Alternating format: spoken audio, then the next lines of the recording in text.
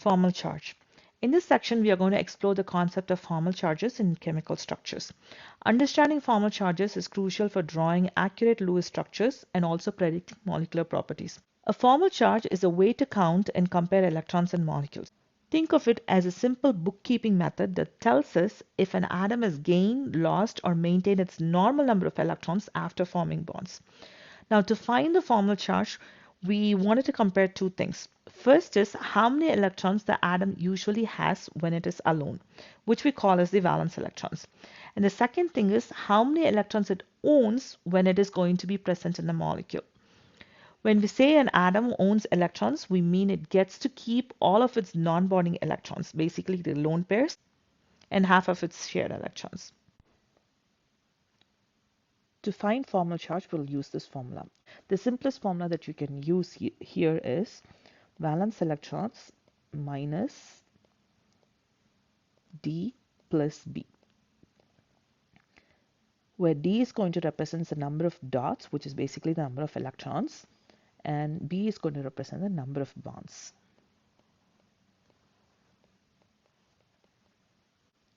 Here we have got some Lewis dot structures. We are going to identify the non-bonding electrons, bonding electrons, and also any formal charge if it's going to be present in these species.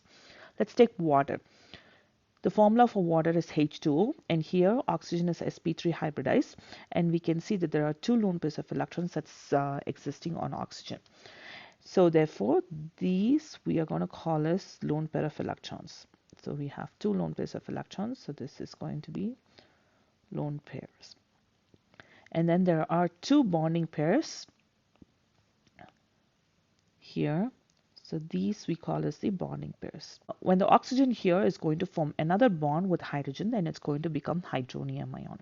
Here, this oxygen is going to be positively charged because one of these lone pairs has been used to form the third bond. And this positive charge right here is called as the formal charge. Oxygen has got 6 valence electrons, and this is the normal number of electrons oxygen has when it is not bonded to anything. In the water molecule, oxygen has got 2 lone pairs of electrons, so basically 4 electrons, and these are the electrons that are not shared with the other atoms, and 4 bonding electrons, and these are the electrons that is shared with the 2 hydrogen atoms. To calculate oxygen's formal charge, we take the number of valence electrons and subtract the number of lone pair of electrons, which is 4 here, and half the number of bonding electrons. So here we have 4 electrons. When we take half of it, it's going to be 2. So on the whole, when we take the numbers here, 6 minus 4 plus 2, which is going to be equivalent to 0. So the formal charge on oxygen in water is 0. This means oxygen in the water molecule has the same number of electrons as it normally would. So it has a formal charge of 0. This explains why water is a stable neutral molecule. Let's compare this with the hydronium ion. Here again, oxygen has still 6 valence electrons, but the electron distribution is completely different.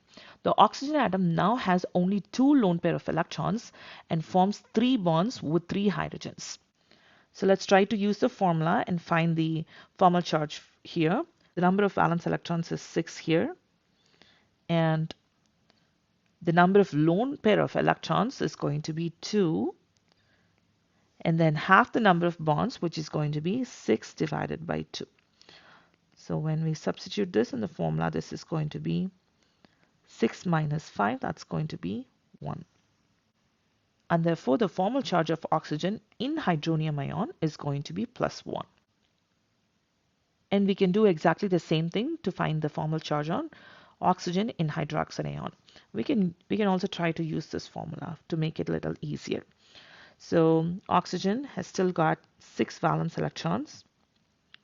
So that's going to be 6 minus the number of dots on it. It's 1, 2, 3, 4, 5, 6. Plus the number of bonds is 1. So there is only one bond here. So it's going to be 6 minus 7. That's going to be equivalent to minus 1. So the formal charge on oxygen in hydroxide ion is going to be minus 1. So just as we covered earlier for oxygen, here again, when you take carbon, carbon needs to form 4 bonds. Anytime it does not have 4 bonds, then there is going to be a charge associated with that carbon. So here we have carbocation. The carbocation has got only 3 bonds to it, and therefore it has a formal charge of +1. Whereas the carbanion has got a formal charge of -1, and the radical is going to have an unpaired electron on it. And for nitrogen, it needs to form 3 bonds, and anytime it doesn't form 3 bonds, it's going to have a formal charge. When it's going to be using its lone pair of electrons to form the 4th bond, then this nitrogen is going to have the positive charge. Formal charge on this nitrogen is going to be +1, but when it's going to lose an hydrogen without losing the bond, that bond is going to exist as lone pair of electrons. These electrons will be shifted onto the nitrogen, and it's going to become the anion, where it's going to have an extra lone pair of electrons sitting on that nitrogen. And the formal charge here is going to be -1. And in the same way, oxygen needs to form 2 bonds, and anytime it doesn't form 2 bonds, it's going to have formal charge. Here in hydronium ion, as described earlier, it's going to have a formal charge of +1, whereas in the hydroxyl ion, it's going to have a formal charge of -1. And in the case of halogen, it needs to form 1 bond. If the hydrogen or halogen does not form 1 bond, then it's going to have a charge. The formal charge on hydrogen ion is +1.